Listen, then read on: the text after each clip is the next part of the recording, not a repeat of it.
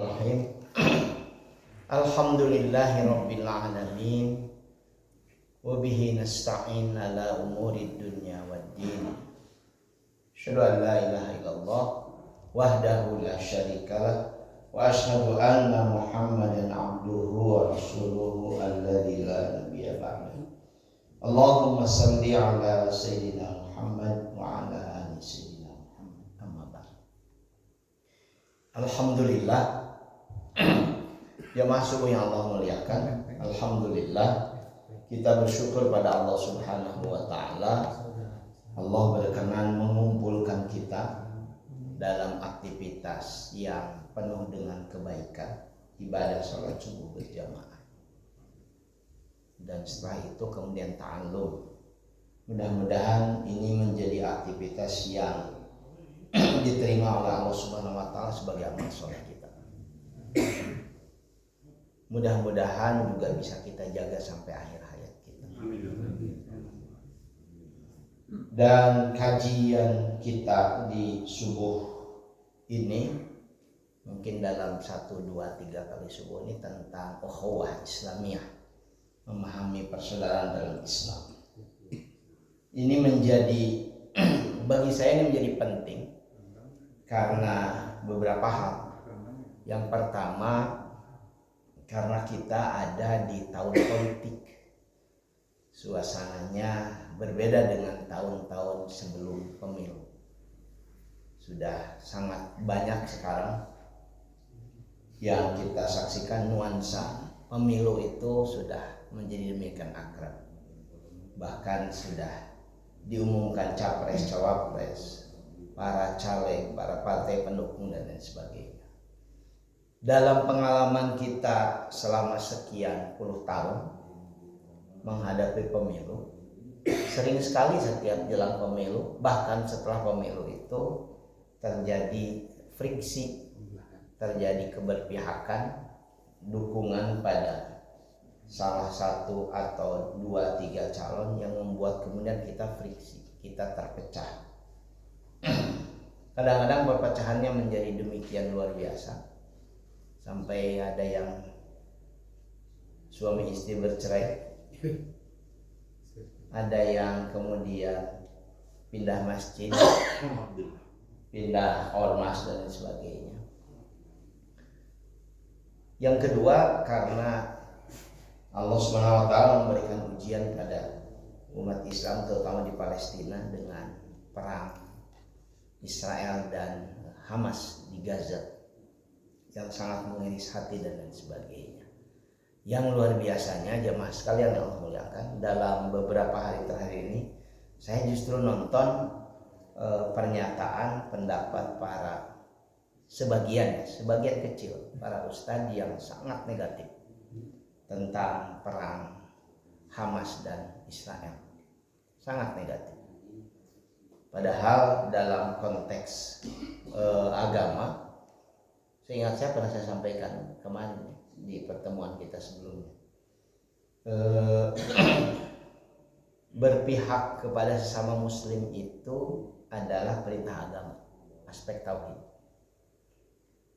Tidak bisa kalau ada orang beriman bersengketa dengan orang tidak beriman, apalagi kemudian perang. Kita tidak bisa tidak berpihak, dan kalau berpihak harus berpihak kepada orang beriman. Itu perintah Quran, itu perintah agama, itu adalah amanat tauhid. Hukumnya sepengetahuan saya tidak ada ikhtilaf, itu ijma karena ada dalam Al-Quran semua, bahwa harus berpihak kepada umat Islam. Yang kedua yang saya sampaikan kemarin, itu amanat konstitusi kita.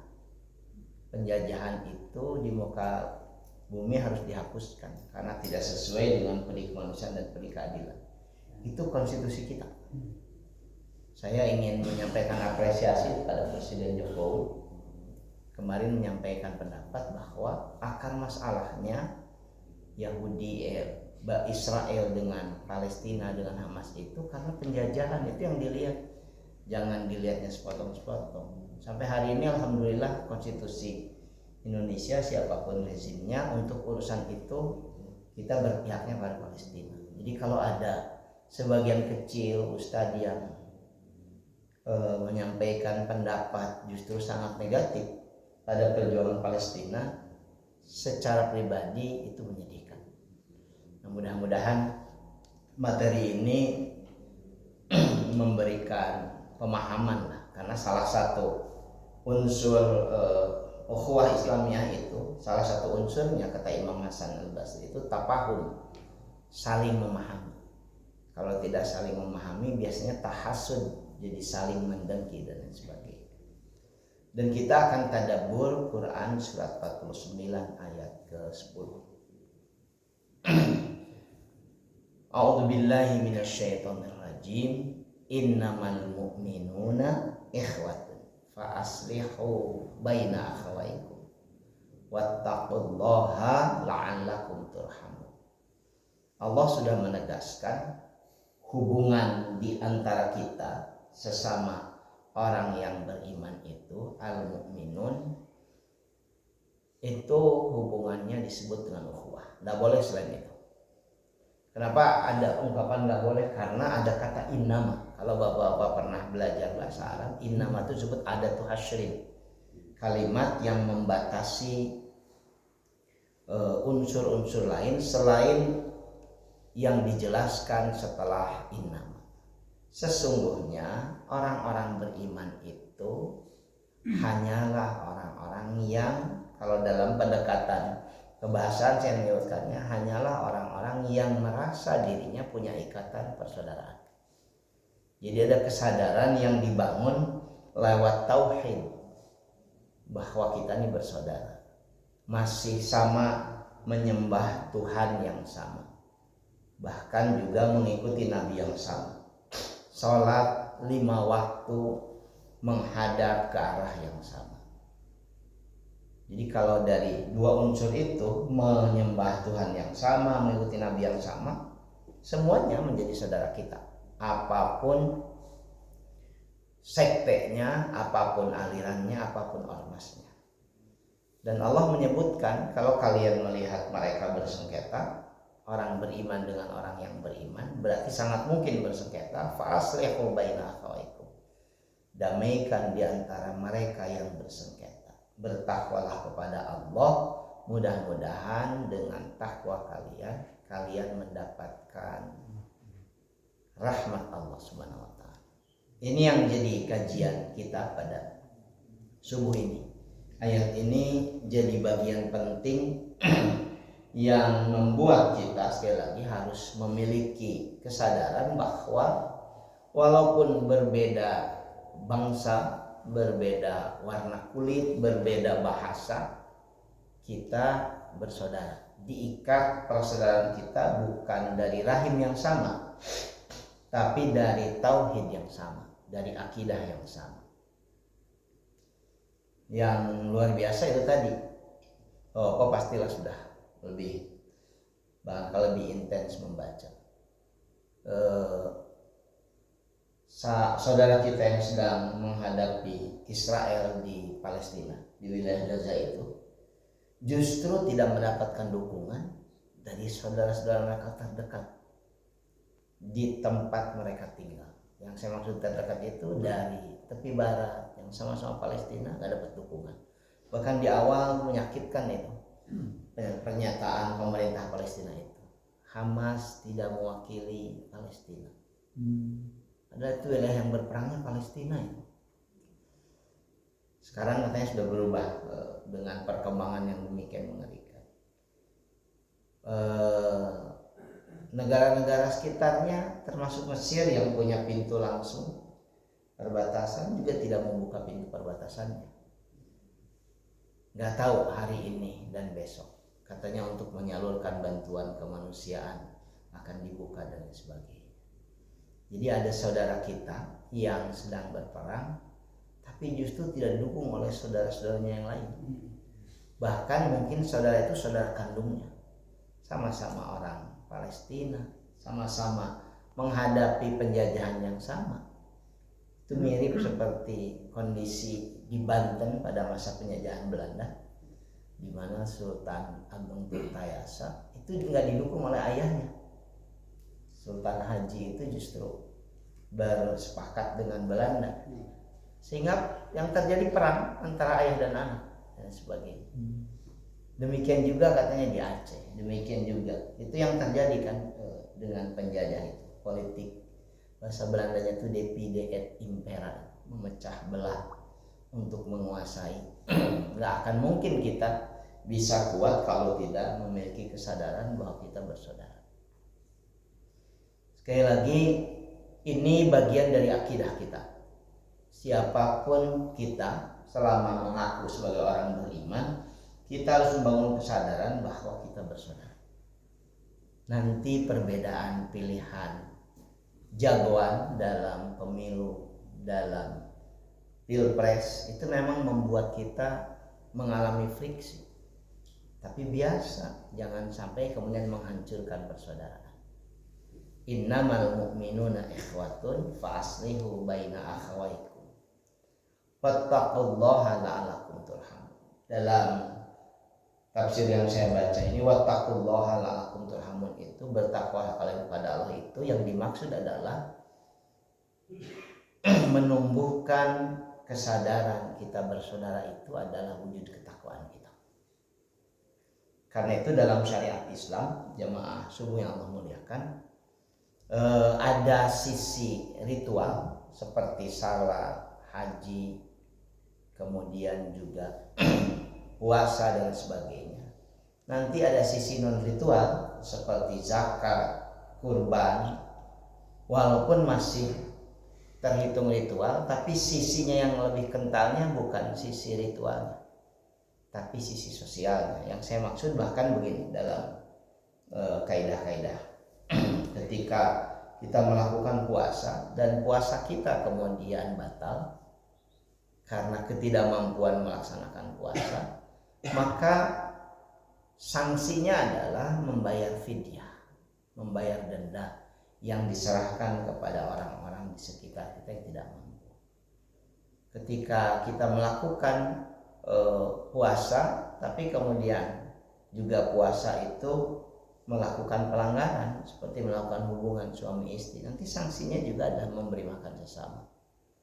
Nanti banyak sekali aktivitas ibadah ritual yang kalau ibadah ritual itu ada kerusakan, ada hal yang tidak dikerjakan, itu sanksinya adalah melakukan aktivitas sosial. Ini menunjukkan bahwa agama kita ini agama yang sangat kuat perhatiannya pada membangun relasi sosial, membangun hubungan persaudaraan antar sesama.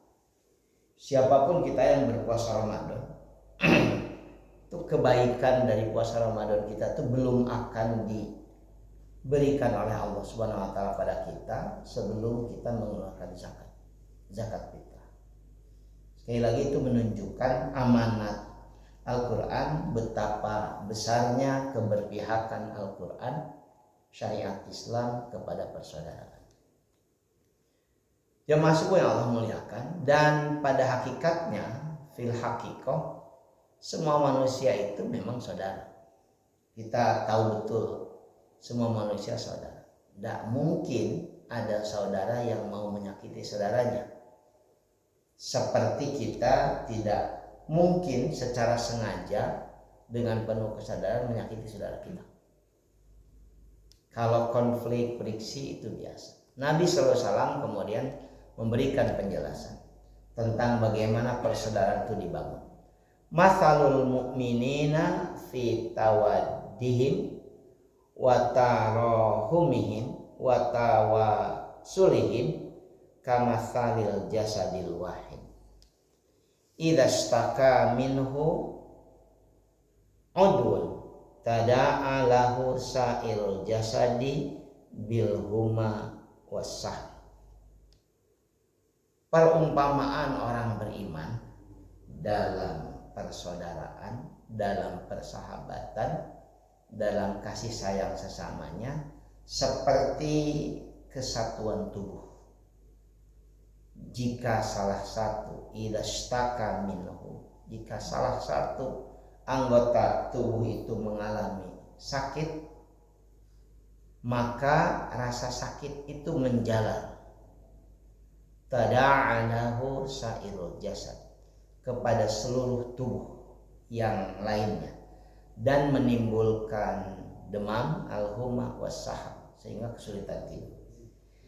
Sakit gigi yang sangat jauh dari kaki kita itu membuat dari ujung kepala sampai ujung kaki tengah denah, aduh, nyeri huntu semua kan, sakitan, tidak nyaman bergerak.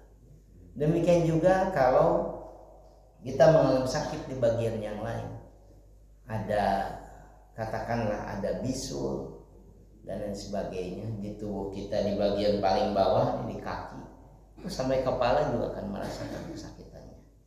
Ini sedang menunjukkan perumpamaan Nabi ini sangat-sangat pas bahwa idealnya kita membangun persaudaraan, yang persaudaraan itu dibangun dengan rasa dari simpati itu kan levelnya naik menjadi empati. Kalau simpati kan hanya sekedar aduh kasihan ya. Kalau empati itu kan sudah bergerak untuk menunjukkan bahwa kita peduli dengan yang terjadi pada yang bersangkutan.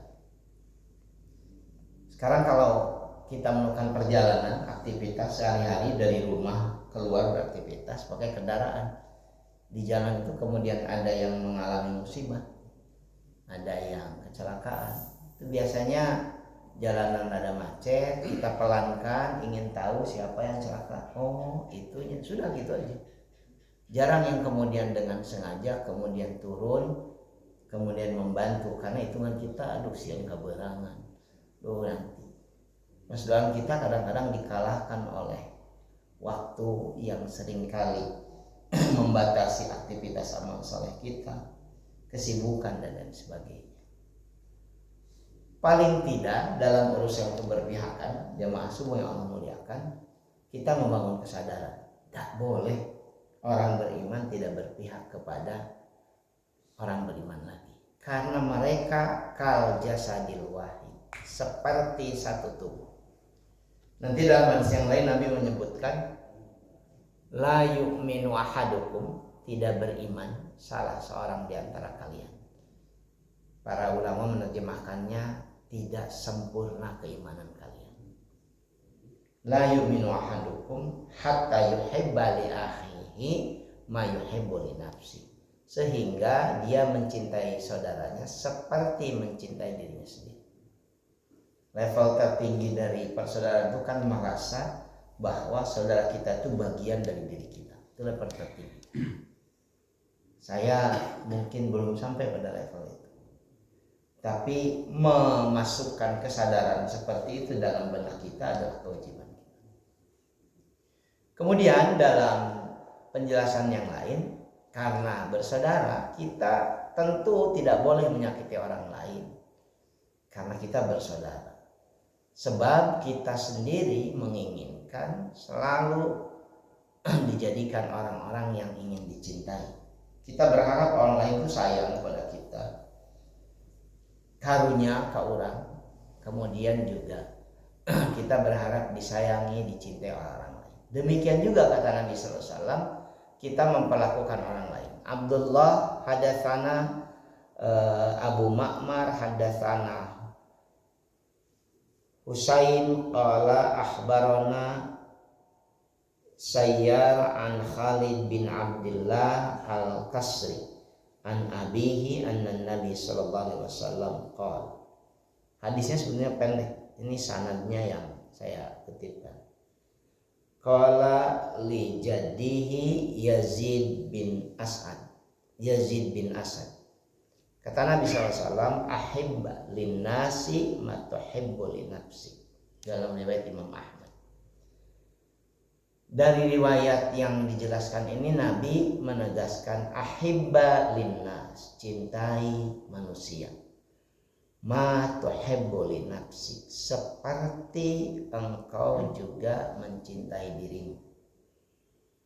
Seperti hadis tadi, cintai diri. Cintai saudara kita seperti kita mencintai diri kita sendiri. Kalau kita ingin dihormati orang lain, ya hormati saudara kita, orang-orang beriman. Kalau kita ingin didoakan kebaikan oleh orang-orang lain, oleh orang-orang beriman yang lain, ya doakan kebaikan orang-orang beriman yang lain oleh kita. Bahkan Nabi menyebutkannya di antara doa yang pasti diijabah adalah doa seorang mukmin bagi saudaranya yang tidak diketahui oleh saudaranya. Itu doa yang pasti diijabah. Nanti dalam penjelasan hadis itu bahkan disebutkan di penghujung hadisnya, ketika Nabi menyebutkan doa yang pasti diijabah itu doa seorang mukmin bagi saudaranya tanpa diketahui saudaranya, malaikat pun akan berdoa yang sama seperti doanya. Jadi untuk mudahnya gitu ya, Bapak-bapak yang Allah muliakan, ketika kita doakan saudara kita misalkan di Palestina,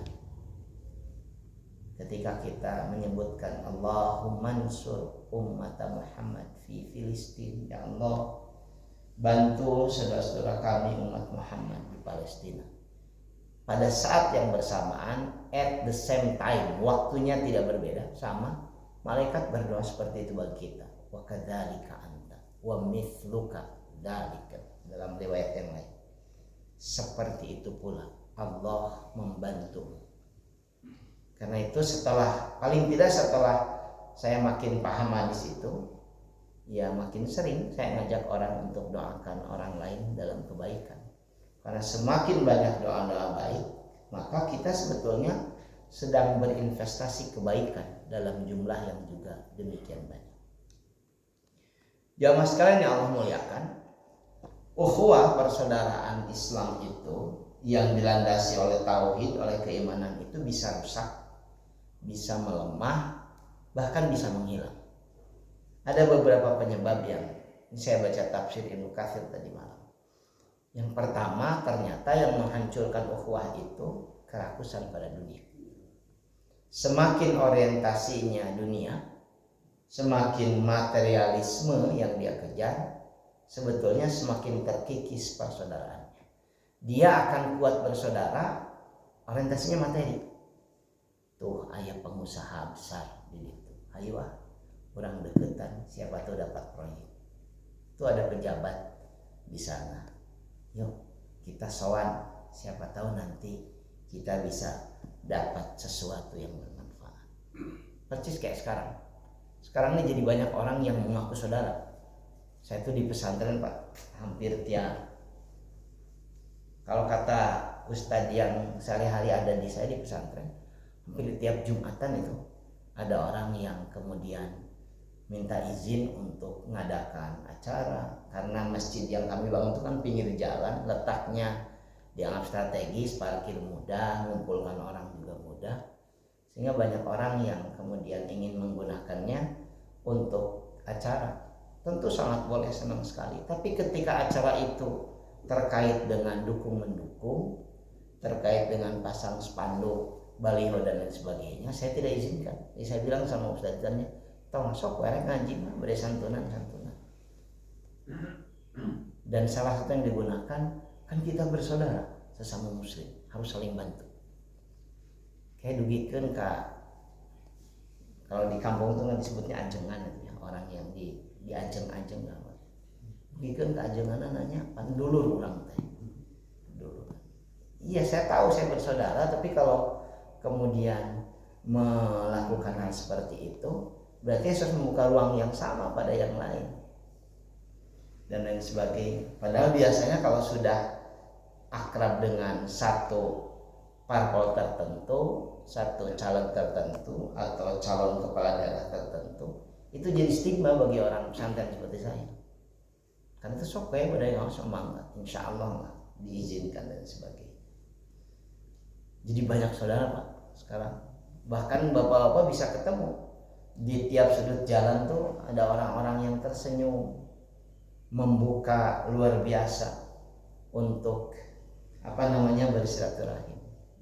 Pilih saya, nanti saya perbaiki jalan di rumah Anda, saya perbaiki lingkungan sebagainya. Luar biasa. Orientasinya yang kemudian akan membuat kuat atau tidaknya perjuangan kita. Yang pertama itu dalam penjelasan tentang ayat tadi, salah satu penyebab utama makin lemahnya ukhuwah kita itu karena orientasi dunia. Kita demikian khawatir, demikian ketakutan kalau kemudian dunia itu luput dari genggaman kita. Ini adalah hadis Nabi SAW, di mana ini ada ayat Quran di mana Nabi diperintahkan Allah Subhanahu wa taala untuk menegaskan pada kita semua, wala tamuddanna ainaika ila ma mata'na bihi azwajan minhum zahratal hayatid dunya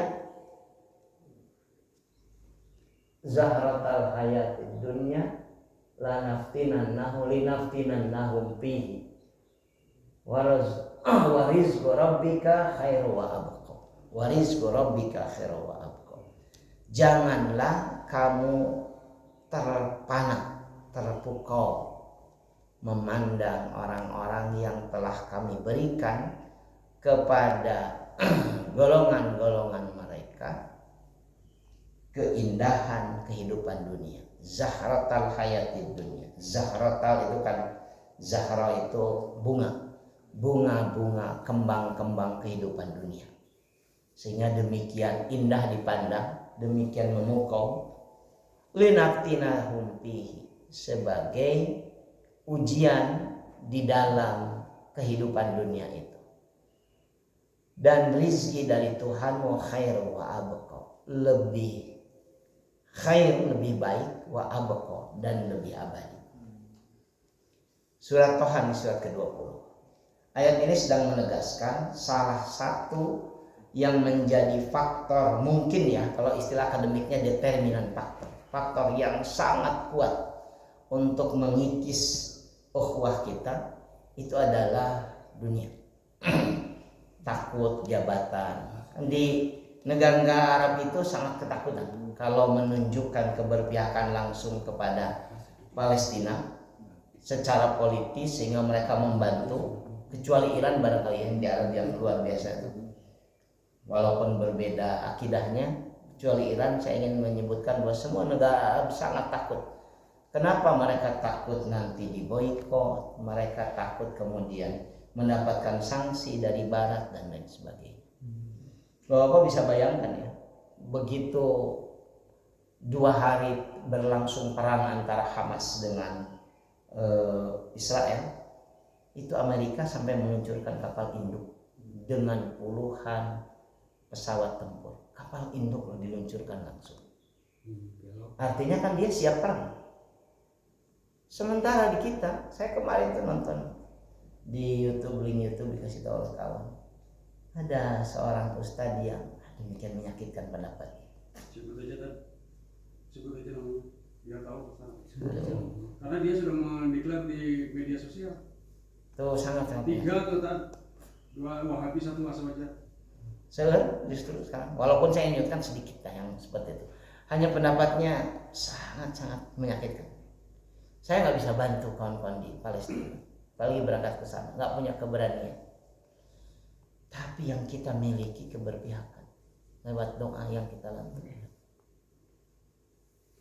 Tadinya saya ingin mengutip video terbaru tadi malam, saya peroleh dari kawan. Tapi video itu memang menyakitkan melihat bagaimana 1.320 sekian anak yang, tapi hebatnya orang, terutama orang Gaza, itu anaknya meninggal, sedih. Tapi mereka justru bersyukur, Allah menjadikan anak-anakku syuhada. Ada ibu-ibu yang 4 anaknya. Nanti besok dalam pertemuan selanjutnya saya, ada ibu-ibu yang 4 anaknya meninggal dunia karena perang ini. Bukan 1, 2, 4. Ada ibu yang suaminya dan anaknya meninggal dunia. Itu kenapa korban demikian besar? Rumah sakit dibom. Bapak bisa bayangkan. Dulu perang mengerikan itu kan perang dunia kedua antara pasukan Nazi dengan pasukan Soviet kan, yang sangat mengerikan. Gak sampai itu rumah sakit dibom itu, orang berlindung di rumah sakit. Israel itu menghancurkan rumah sakit, dan ada puluhan orang Indonesia yang melakukan aksi kemanusiaan di sana. Sehingga korbannya demikian luar biasa. Tadi malam saya baca 1.320 anak anak-anak saja tuh yang meninggal. Beberapa bahkan ditunjukkan di videonya. Jadi kalau sudah tahu seperti itu, kami tidak setuju, ya nggak usah berpendapat, menyakitkan pendapat, apalagi menghancurkan. Saya kutipkan ya salah satu pendapatnya. Kalian tuh dibohongi oleh video-video yang disampaikan Hamas. Dengan itu mereka mendapatkan uang dari kalian.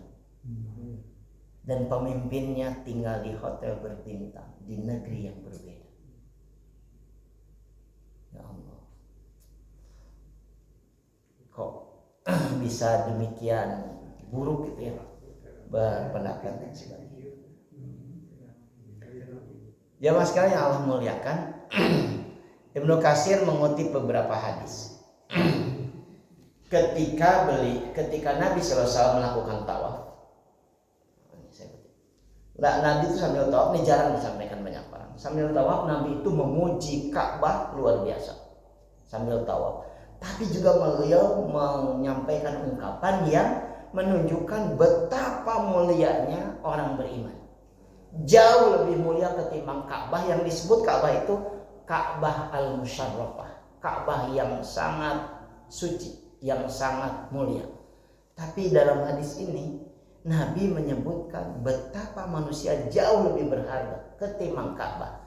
Andaikan ya secara fikih ini, cara fikih dan cara akidah lewat hadis ini. Andaikan satu waktu ada satu kejadian di mana harus memilih menyelamatkan manusia atau Ka'bah, maka menghancurkan Ka'bah jadi diperbolehkan untuk menyelamatkan kehidupan. Gak boleh itu keberpihakan kita pada benda, walaupun benda itu semulia, sedahsyat, sesuci Ka'bah. Manusia itu sangat mulia. Sehingga saya terjemahkan di bawah, betapa harumnya namamu, yang dimaksud itu Ka'bah.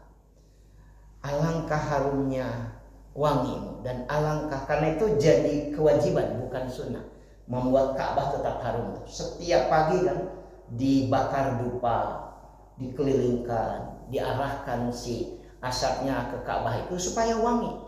Karena Nabi mengucapkannya demikian wanginya baumu dan demikian besarnya namamu. Alangkah besarnya genggaman kekuasaan Allah kepadamu.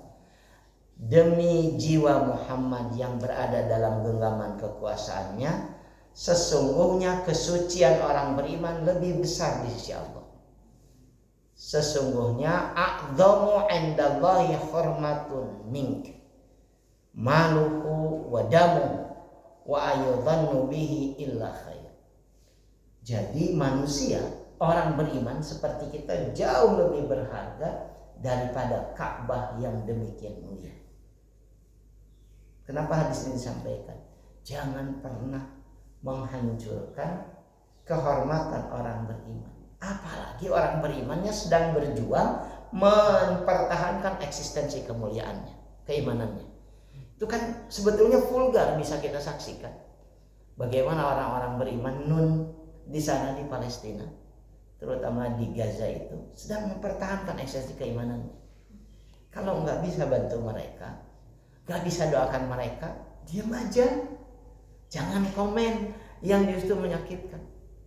Tiap hari sekarang saya misalkan nonton videonya Hussein itu yang tinggal di Gaza. Tiap hari dia bikin video untuk menunjukkan, saya nih 11 tahun tinggal di sini. Saya lebih tahu ketimbang antum. Janganlah menyakiti kami yang tinggal di sini setiap hari dengan pendapat-pendapat antum yang justru cuma membaca. Saya cuma membaca tentang Palestina, tentang Gaza itu. Pernah ketemu beberapa kali orang-orang Palestina, orang Gaza sebagainya. Tentu tidak tidak layak pendapat saya dijadikan rujukan. Nah, orang seperti Hussein yang tinggal di sana menikah dengan orang Gaza, hidup di sana, jauh lebih layak untuk kemudian penjelasannya bisa kita simak. Bahkan ketimbang para ustadz-ustadz terkenal yang juga tidak tahu kondisi lapangan. Kalau polisi di jalanan tiba-tiba ketemu dengan mobil yang mungkin buru-buru bawa orang sakit, mobil pribadi itu, kemudian mobil itu ngebut di pinggir bahkan ngambil bahu jalan, kemudian dicegat polisi. Ketika tahu bahwa itu orang sakit, polisi itu diperbolehkan memberikan hak dia lebih prioritas, namanya diskresi. Sok kata polisi, bahkan diantar dikawal. Karena di lapangan dia lebih tahu. Tidak bisa tuh polisi dan kita yang tidak tahu di lapangan nyalakan polisi eta, wah mobil mewah tuh polisi itu berpihak. Karena ada sesuatu yang lebih dia pahami. Begitulah sudut pandang kita pada saudara kita di sana. Para ulama tuh nggak boleh berfatwa yang lain kalau dia tidak di lapangan. Apalagi fatwanya kemudian fatwa yang negatif terhadap orang di sana. Sekarang banyak orang yang nggak pernah ke sana, hanya baca saja, merasa lebih tahu, bahkan kemudian menyebutkan pendapat negatif tentang perjuangan saudara kita di sana. Sekali lagi, inilah yang kemudian harus kita bangun kesadaran. Kita ini bersaudara. Adik saya misalkan dihina oleh orang lain, tentu saya sakit hati. Mana yang hina adik orang, enggak sah, tong babaturan deui sebagainya. Seperti itulah ketika ada orang menghina saudara kita. Walaupun sekali lagi memang membangun pemahaman bersaudara ini yang butuh terus-menerus kita lakukan. Jadi Ka'bah ini perbandingan yang mungkin jarang dipahami oleh kita. Andai kan ada pilihan mempertahankan kehidupan atau mempertahankan Ka'bah. Katakanlah seseorang sedang tawaf, tiba-tiba satu dan lain hal Ka'bah turun tuh menimpa. Maka menghancurkan Ka'bah itu menjadi pilihan untuk mempertahankan kehidupan. Saking luar biasanya kehidupan orang, saking luar biasanya orang beriman itu dalam aspek syariat. Ini yang jadi bagian penting ngaji kita, jamaah sekalian, membangun pemahaman bahwa bersaudara itu adalah kesadaran yang harus kita bangun.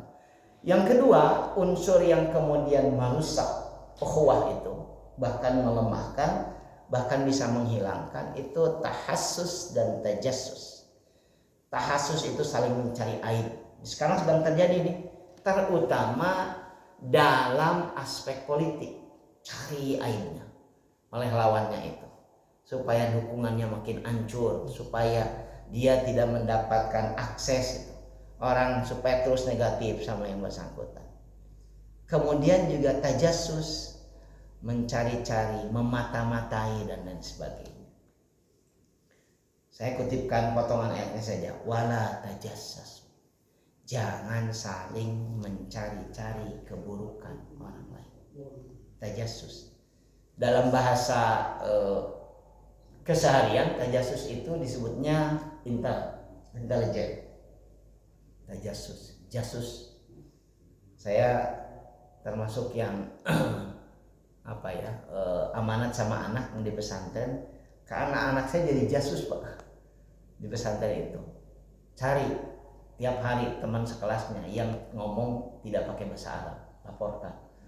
Jadi anak saya di kamar mandi dengerin katanya temannya ngomong pakai bahasa selain bahasa Arab, laporkan. Kudu gitu deh, saya bilang sama anak.